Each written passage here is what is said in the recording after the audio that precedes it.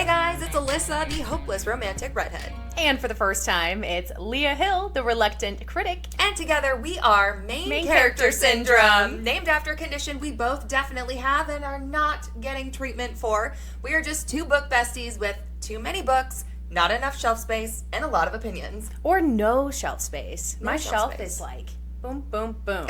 I have dreams for the book room that I'm going to have one day. Oh my gosh, same. Not yet. Well, let's get into it. First and foremost, we are back. So we took a bit of a break after our last deep dive episode of the Throne of Glass series, and besties, it was a lot. You know, we needed a break. It basically gave me the whole synopsis of this show and of the series while I was listening to it, which was great because it picked up on all the details that I missed on my read. But you need a bit of a breather after that. You really do, and especially after Kingdom of Ash.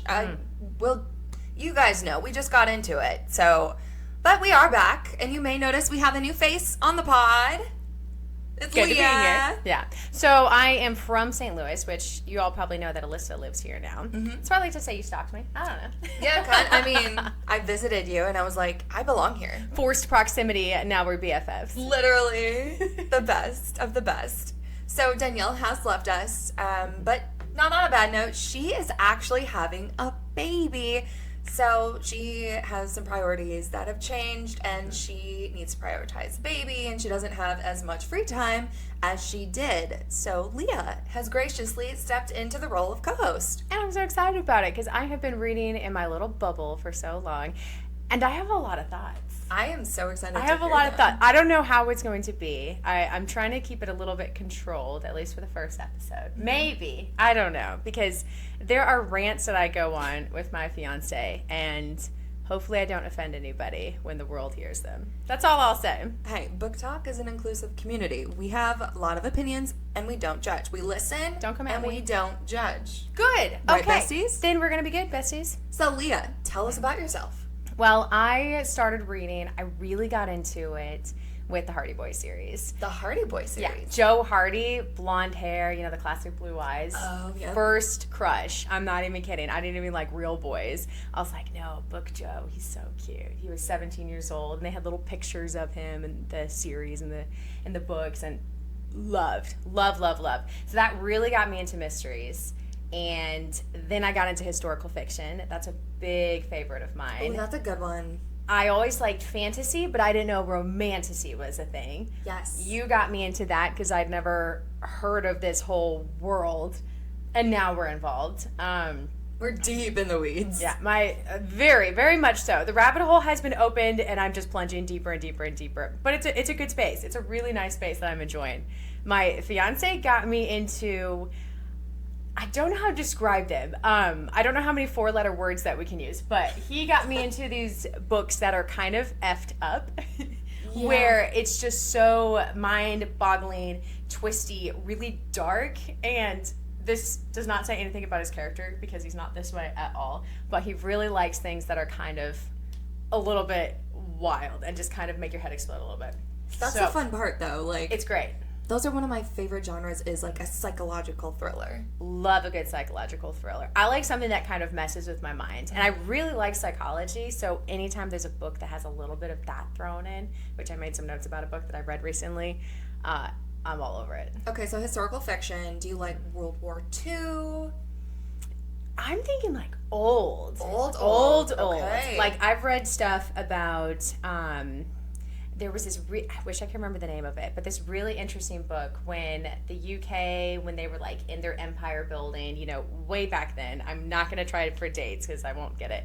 But they were in control of India at the time and what was going on there, and this sort of behind the scenes of how that was going on and the internal fights, and then how eventually independence was gained.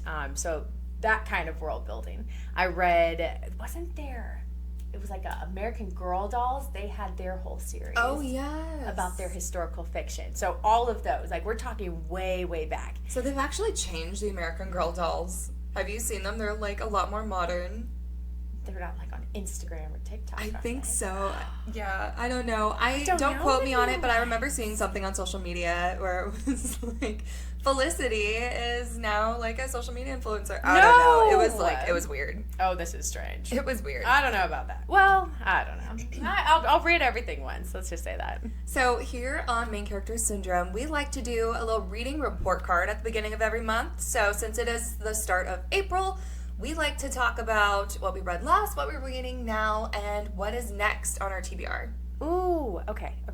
So I just finished Happy Place, because I've been working on the Throne of Glass series, and I felt like I needed a bit of a palate cleanser. So I read Happy Place. And then now I'm reading, it's another book you gave me. I can't remember what it's called now, so I'll have to come back to this. You're reading Empire of Storms.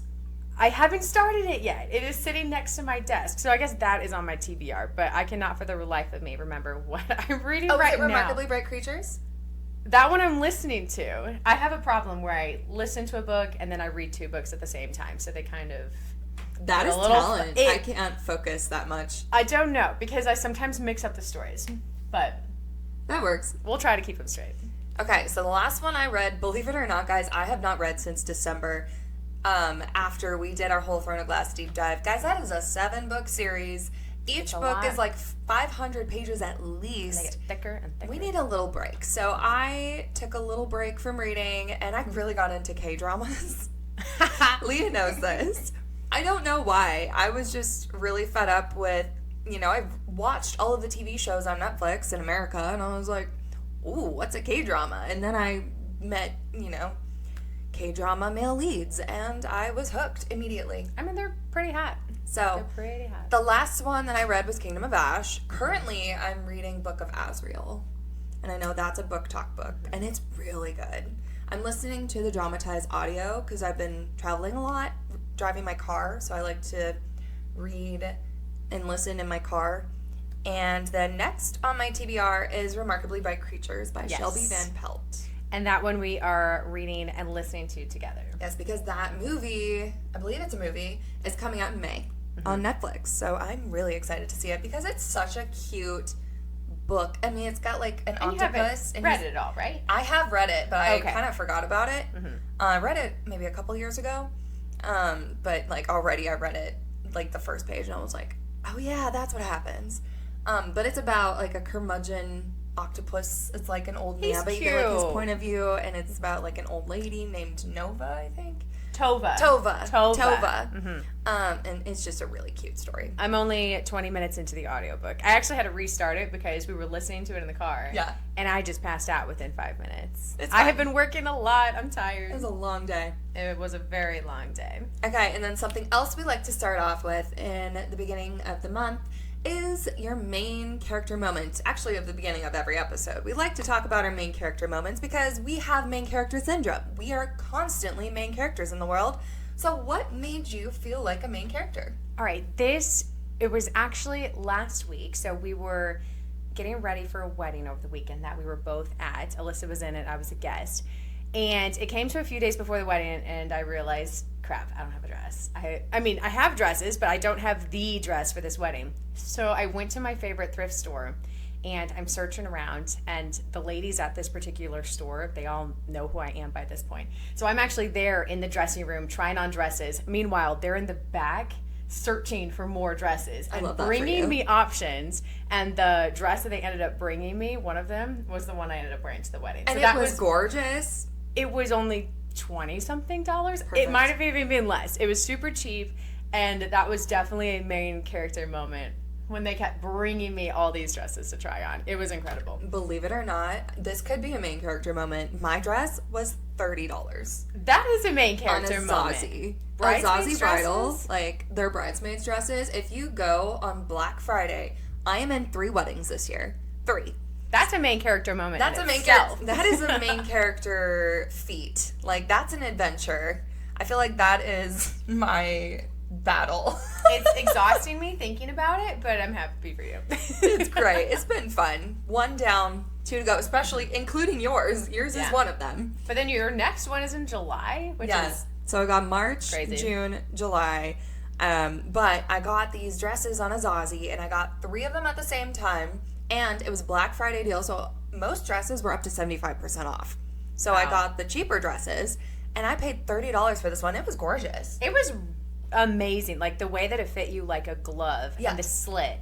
I didn't have to tailor it at all. We need to have a moment for the slit. The slit, show a little leg. But, like, a classy amount, not too much, where you're questioning, like, how are you wearing anything under that? You know, it was so tasteful. And then go to Alyssa's Instagram. Have you posted it yet? I have posted some pictures, some videos, and reels.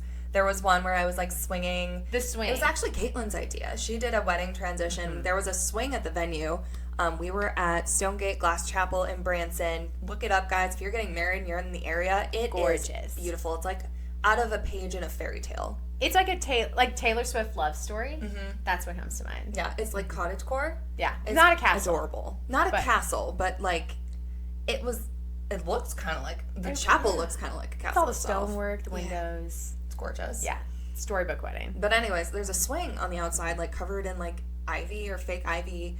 And you can, like, swing on it. And so my friend Caitlin was like, swing on it, and then we'll do, like, a transition from your trashy-looking self in pajamas before glam to after glam. So for the record, Alyssa never looks trashy.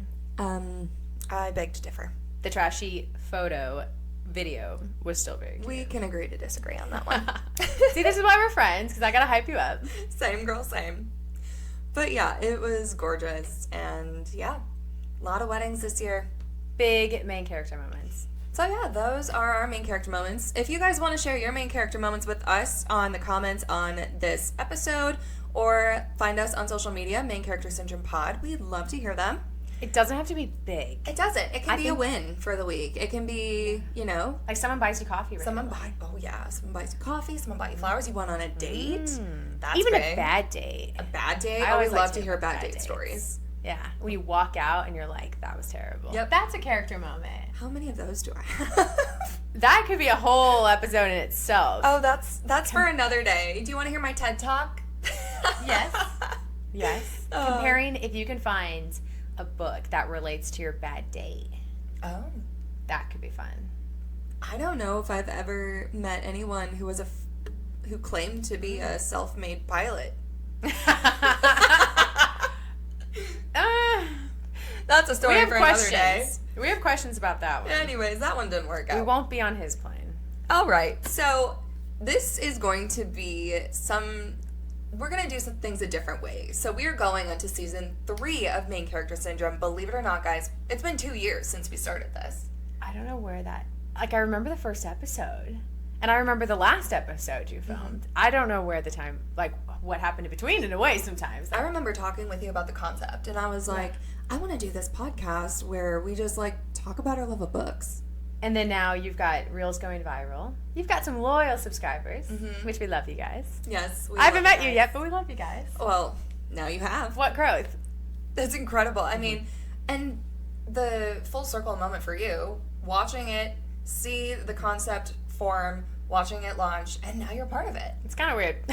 I'm not gonna lie. I'm like, am I an imposter? I don't know. Also, for those of you who don't know, Leah is the local meteorologist here in St. Louis. So she is on KMOV, and she is on TV. So she's really good at this. Is this a trend? Like, co-hosts are meteorologists? Because Danielle. I feel like maybe. I don't know. We're all at least former TV. That works. We all have that in common. So anyways, because we are going into season 3, we're going to change things up a little bit more in this podcast. We're going to do less deep dives into series.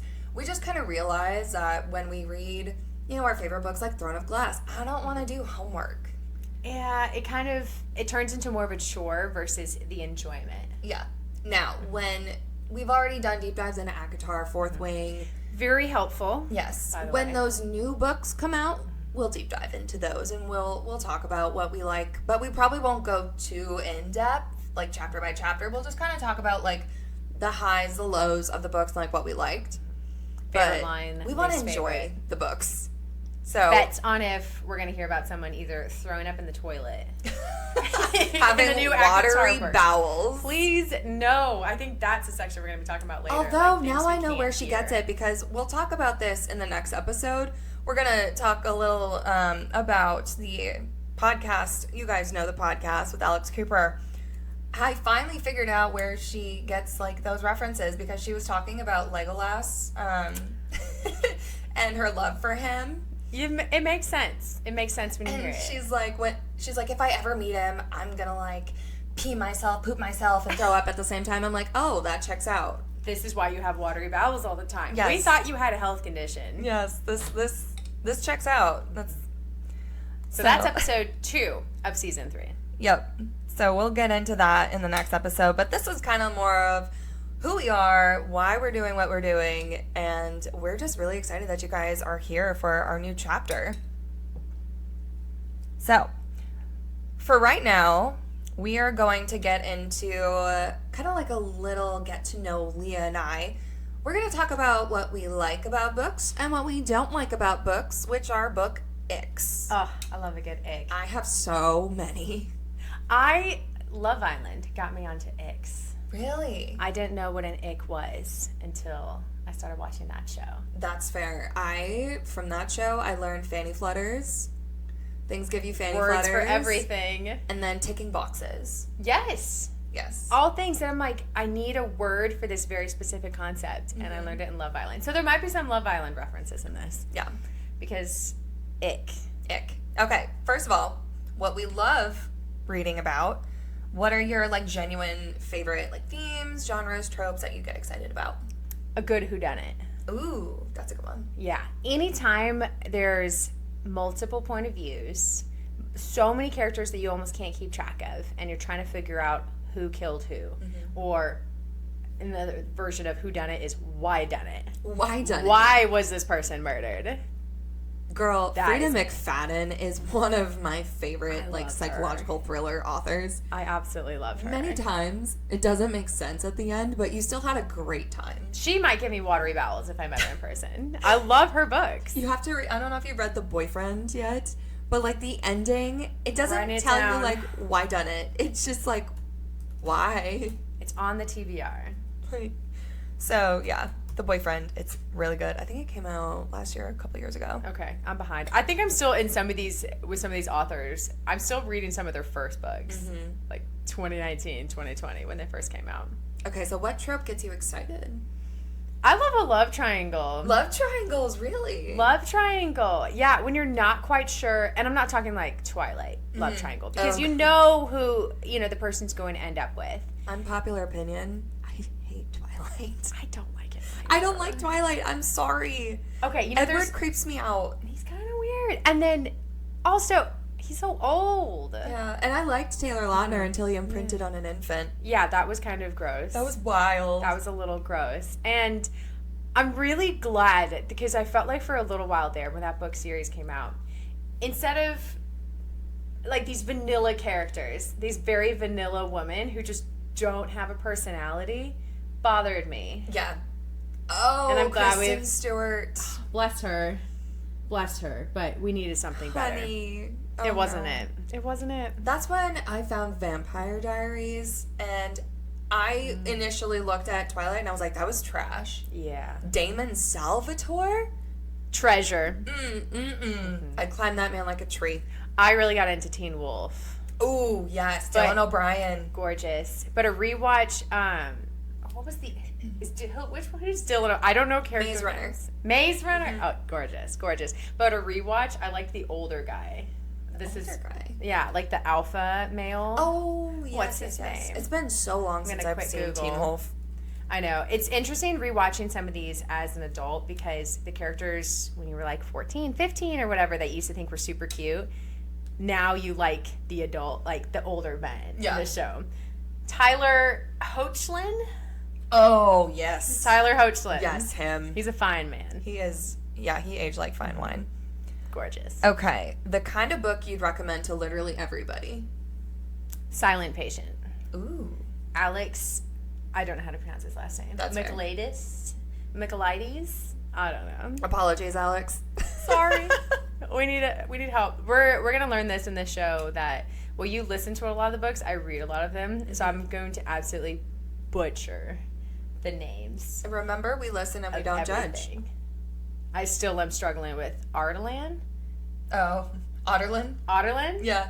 I thought it was like Adarlan. I don't know. That's fair. That is fair. Honestly, a lot of the Fourth Wing names, especially the dragon names, I'm like, what? I seriously cannot. I still cannot. I can't pronounce any of them. Okay. We try. So what about The Silent Patient did you like, and like why would you recommend that to literally everybody? This was really what got me onto psychological thrillers. Really? Because you kind of feel like you're in a therapy class. Honestly, all of his books, it's a little bit strange. You're in like this psychological weird therapy class, and you actually kind of learn a little bit of something about like therapy and like listening through your emotions and XYZ, but then there's also like a murder involved. So it's just it combines a lot of themes that I like. I love that. But I feel like I'm in therapy when I'm listening to it, but then also I'm trying to solve a murder, and it's very much like a who done it, why done it. Well, maybe not who done it, but what happened, like what actually happened in this murder. I would agree. It's fascinating. I have not read Silent Patient. That's on my TBR, but I will say one of my all-time favorite books, and maybe it's because I'm a little biased because I actually talked to her, the author, The Perfect Marriage by Geneva Rose. Mm-hmm. I have never been so entertained by a whodunit book. It is about a lawyer who has to defend her husband for killing his mistress. And the premise we love a is so complicated good. story. The plot twist is great, and I saw it coming, but I still enjoyed it. So you called the narrator, the false narrator? Is that what they call it? No, the author. The unreliable narrator. The unreliable narrator. That's what that's like the theme. Oh. Where like the person who's narrating the story, like the character, is kind of lying to you. Yes. Mm-hmm. Yeah, I've never heard that term before. Oh, it's like my new obsession. Ooh, I like that. Unreliable narrator. Well, yeah. Anyways, the female main character is the point of view of the entire story, but Geneva Rose is the author, and I got to speak to her when I still worked at KY3, and I had the best time getting into this woman's head. I love and it. Like learning like how she comes up with book ideas, how she comes up with like plot twists. I mean, this girl is disturbed. Don't get me wrong, but in the best way. In like a healthy way. In a healthy way. You know, like she balances it out. This is where she puts it into the world. Exactly. Her life is fine. Yeah, I would assume. her life is fine. She has a baby. It's the cutest thing. But the more unhinged, the better. Yeah, I would agree. And I'm not crazy. Like, I mean, I don't think I'm crazy, but I'm a redhead. But it's so nice who knows? to read crazy. It's fun to read crazy. I still have not read. Is it The Great Divorce? The Perfect Divorce. The Perfect Divorce. The Perfect Divorce. Yes. No. The Perfect Marriage. It is The Perfect Divorce, I think. Yes, it is. That's a sequel. The sequel. I've not read the sequel. Have you read The Perfect Marriage? I have read The Perfect Marriage. So you need to read the sequel. Yeah. Okay. That is also going on my TBR list. I have that. I'm pretty sure it's on my shelf somewhere. The Perfect Divorce. We will Somewhere around there. reconvene on that. That might be an eventual deep dive. Oh, yes. We could do The Perfect Marriage for sure. I will talk about that book all day long and recommend it to literally everybody. I feel like I need to reread it. Okay, what makes you stay up past midnight to finish a book? Okay, Aquitar, I did not stay up past midnight. And none of the others in the series I did, but Math, I stayed up past midnight. Mm-hmm. And I was like, shit. Was it 54? That one, and then, why did they pack so much in the last, 100 pages? I know. Because I get to the last 100 pages, and I'm like, well, I'm not getting any sleep tonight. Exactly. But chapter 54, that was a late night read, and then I read 55, and then onwards, and it continues. So why did you stay up? What about it made you want to stay up and read it? Because it was that moment where everything just sort of made sense. Mm-hmm. Before that, you kind of had a clue, but then you finally heard it from, the person's mouth. You finally heard it from Rhysand's mouth. Rhysand. Not how I pronounce his name in my head, again. Love Rhysand. All right, what about you? Okay, so things that make me stay up past midnight is when the couple finally gets together. Mm-hmm. You have this build-up, you have the pining, and it's the will they, won't they, and then they finally do get together, and it's there's more, usually bad stuff happens after they get together, and I'm well, shit, now I have to keep reading to find out what happens to see if they come back together. True. So it's okay, especially, Powerless, spoiler alerts if you haven't read Powerless, when the two main characters finally start to have chemistry, or there's a nightmare trope. We'll talk about this. I love a nightmare trope. He had nightmares. She's comforting him. I'm like, oh, I gotta keep reading this. It's so good. I love a good nightmare. It's so good. It just the way I don't know because I have nightmares all the time. I'm not gonna lie. Yeah. And I'm like, I want someone to wake me up. I want someone to wake me up and like cuddle me. Mm-hmm. I'm like, say it's okay. It's exactly what you need. Okay, book icks. Ooh. So tropes or plot devices that make you put books down or make your eyes roll. I don't stop at books. I should say that. Like I finish just about every single book I read, except for one that's in on the shelf and it's just boring and I haven't finished it. Like what one was that one? Mountaintop School for Dogs. Interesting. That'd be like on the bottom of the list of books that I would not recommend. I don't think I've ever read that. Don't. I think I'm still 50 pages in and I have no idea what's happening. I'll tell you what, I DNF'd Wicked. I've heard enough about that book to where I'm kind of tempted to pick it up just because I want to experience. It's hard to read. Like, I can comprehend literature, but it's just hard to read. Like, it's just kind of boring, and it's just, there's spice, but it's not good spice. Like, based on the crazy stuff that's in it, you think it would be interesting. There's a Diddy party with a tiger. Oh. Like, I'm curious. It's like that horrendous fascination that you're something like curious. that. I don't know. Gregory Maguire, you are seriously disturbed. Yeah. Ooh. I don't know. Maybe, you know what? I'm also a person that reads the synopsis of books, so I don't have to actually read them. That's true. I do that as so well. So that might be something I do for that. And make sure, like, it's something that I'm actually going to be interested in and, like, not something I waste my time on. No, but I'm also very much, like, a read the last page of a book before finishing it kind of person. Okay, misunderstanding tropes. I also don't not finish books. Mm-hmm. I kind of finished Wicked. I skipped around a little bit because I had to talk about it on the pod and had to know what I was talking about, so I kind of skimmed it, but I did not, like, read in depth. Yeah, the miscommunication. That is one that I wrote down. Is my least favorite. Like, oh, it's the worst. I roll my eyes every time, like, the girl sees the guy talking to a girl and immediately just gets pissed off. It's so dramatic. Like, storms out, and then she doesn't talk to him for a week, and it's like, ugh. Like, you could just ask a question, and then nothing, like, everything would be fine. I think it's because I'm a communications major. Yeah. And that I'm very good at talking to people. And it just bothers me when people don't, like, talk things out. I'm like, just ask the question. Just ask the question. I'm glad you put that down because that was one of my big ones. The miscommunication trope. It's boring. It's really, really boring. One I wrote down was the overly romanticized love interest. Oh. So where the main character is just, he always knows what to say. Oh, like Tamlin in Akatar? Yeah.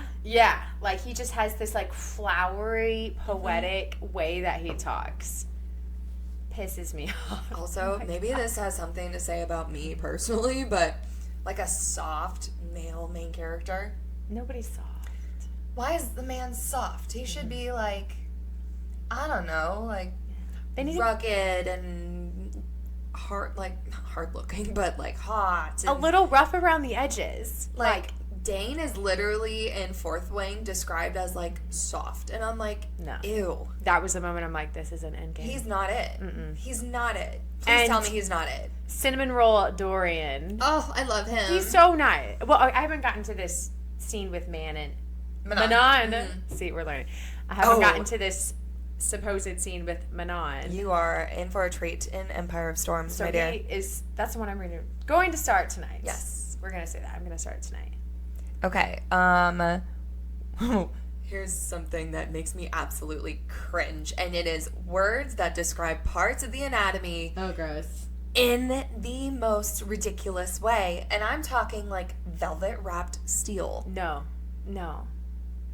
Wet heat. Like, ugh. Gross. I cannot. Gross. I cannot. Please, authors, think of other words. Or just don't say it. Just say what it is. Yeah. We don't need a flowery explanation. I would rather hear the anatomical word. Yeah. Versus that. And if I hear manhood again, I can't. I literally cannot. I feel like that's a young adult, like, fail-safe. It's gross. It's weird. It's gross. I also, describing how people smell, if I hear like musty, he's like cedar. Cedarwood. Fresh air. I will say, Rowan's scent he has a reason why he smells that way, and you'll get to that. Pine and snow. He smells like pine and snow. Okay, but snow doesn't smell. I don't know, but Bath and Body Works would beg to differ. But pine has a very distinct smell. Pine does. But you'll get to that, and we can talk about that. The meteorologist says that snow doesn't smell. Yeah. I don't think snow smells either, but again, Bath Rain and Body Works smells. has a scent that is sparkling snow, and it is delicious. Ooh, rain smells. Another book ick of mine is when a book is overhyped and it just does not deliver. Mm-hmm. And I'm sorry, Alex Astor. I liked Your Summer in the City, but I did not like the last, 4, 5 chapters because the book just went downhill from there. It had a good build-up. It had a good plot. And then the miscommunication happened, and then everything was wrapped up in a tiny little bow in 2 chapters. No. And I was like, what? We need a little bit more than that. Yeah. I put down A Fault in Our Stars. Ooh. Dang, girl. Why? Everyone told me, they're like, Leah, you're going to cry reading this book. I did not cry. That's fair. I didn't cry when I watched the movie. I mean, it was incredibly sad, don't get me wrong. Yeah, but I watched it was on sad. a plane. It was really sad, but I don't know. I was left wanting more. Yeah. I didn't read the book, but I did watch it on the plane. Mm-hmm. I think I was going to Africa or something. Yeah. But yeah, I did not cry on the plane, but it was very extremely sad. But not a lot of movies make me cry. No. Now, Marley and Me, I bawled like a Marley and Me made me cry. There's something about dogs. Yeah. I also said Colleen Hoover. I feel like some of her books can be a bit overhyped. Yeah, I would agree. Mm-hmm. I did like It Ends With Us. I hated the movie. You guys know this. We talked about this. Movie. I want to see the movie. That could You be. haven't seen the movie? No. Have you read it? I've read the book. Okay, you're gonna. I've read the hate book. The movie too. Probably. I really liked It Starts With Us. Yeah, I did like that one. I like that almost more than It Ends With Us. Probably because Ryle is a Yeah. hot mess. I think my criticism of the book was the first book. I didn't believe their love story in the beginning because it just happened to. I mean, I guess there was a bit of a love bombing aspect. Yeah, and that's the manipulation. Yeah, but I wish I'd seen that almost a little bit more for a couple more chapters to just believe that she actually. I don't know, that they had this incredible chemistry and this incredible love. Yeah. No matter how twisted it was, as it turned out, I didn't quite believe it. And so that kind of made everything else a little bit more difficult to digest. But the second book was where it really hit home. I really liked the second book. And I also liked, his story. And I really liked how they were navigating the relationship where they were together, her and Atlas, and then also still trying to figure out what was going on with Ryle. Spoiler alert. Oh, I'm sorry, guys. If you haven't read it, you've had time. Sorry. You've had time. It's been out for how long? Years. There's not an excuse by this point. But there's going to be reminders of him coming out soon, and I really want to watch that, but I want to read the book first, and we can do a little comparison here on the pod. Yeah, we can talk this about one, that. the commercials give me goosebumps. I know. It looks really sad, and I don't know how they're going to navigate that, and I'm really excited to see. Yeah. Okay, last one for me, the cover of a book, lying to you, basically. Oh, yeah. The cover just not being it. I don't know. I definitely judge a book by its cover. Definitely. It has to be pretty. It does. It's going on my shelf. It's going to be a book trophy. Yeah. It's got to be pretty. And if the pages have I can think of the Empyrean series. They have the dragons on the side. Yeah. I am more likely to pick that up. Yeah, I've got so many.